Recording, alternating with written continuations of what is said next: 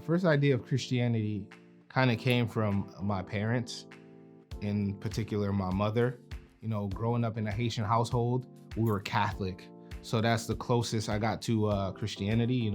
But other than that, I didn't really have any contact with Christianity up until my salvation experience, if you will.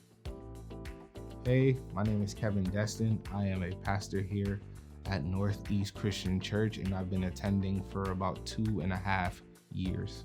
I am the fourth out of 5 children. I have 2 older sisters, an older brother, and a little brother. My parents were separated when I was 4 years old, and I am from Boston, Massachusetts, in the Mattapan neighborhood specifically. So Mattapan is again a neighborhood in Boston. It is a rough and tumble neighborhood, hence the nickname that it received as Murder Pan. So, that goes into the title. It's a lot of gang violence, a lot of murders, but it was home. I was able to find myself and navigate through those circumstances.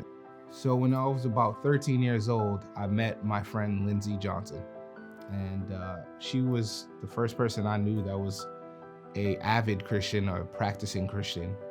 So one thing I noticed about Lindsay is that she was always happy. That was her temperament. And that was kind of obscure to me, coming from where I was coming from, where everybody had like a hard, stone cold face on. Growing up, I had to adapt to, the hard, rigid culture that was in my neighborhood. So that's who I grew up. I grew up, pessimistic, hardened. So I remember it was a Saturday night, and I had gotten into a huge fight with my mother, and I was at my rope's end. The life I was leading, the fight with my mom, I was just kind of over it and basically wanted to give up.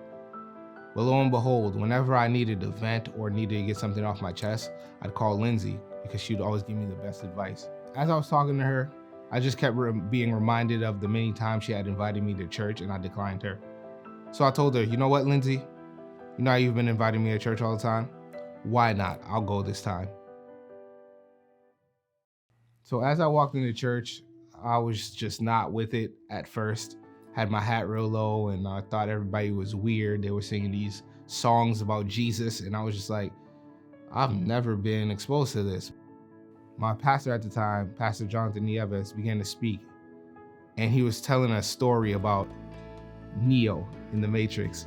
And he said how he was in this white room, and Jesus was standing at the far end of the room, and he had his hand out.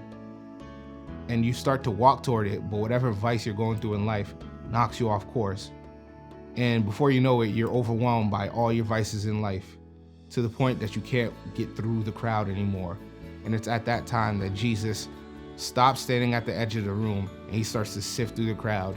He picks you up out of it and sends you into the clearing and dusts you off. I just felt like it was only me in the room and that he was talking to just me. But then at the end of the sermon, he gave a call for salvation, to receive Jesus into your heart. And believe you me, if it was up to me, I wouldn't have got up. But something made me get up. And the whole time I was having an inner battle. Don't get up. Don't do this. Don't walk to the altar.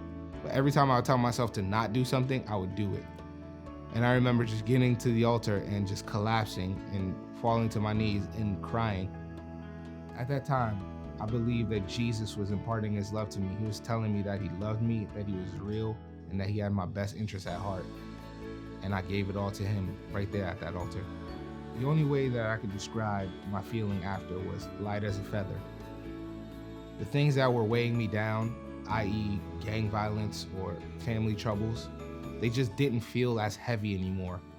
And I think it's because I had somebody I could rely on and that I could just give my burdens to, and that was Jesus. There are so many things that I could attribute Jesus to taking me out of and giving me, allowing me to be able to go to college, and in college meet my wife, and then having just such a happy and just good feeling about life. I used to not like life. I used to be resentful. I used to be angry, but now I'm happy and I'm grateful. So much things, to the point that now I'm a pastor. Who would have ever known? And I just attribute all of that to Jesus.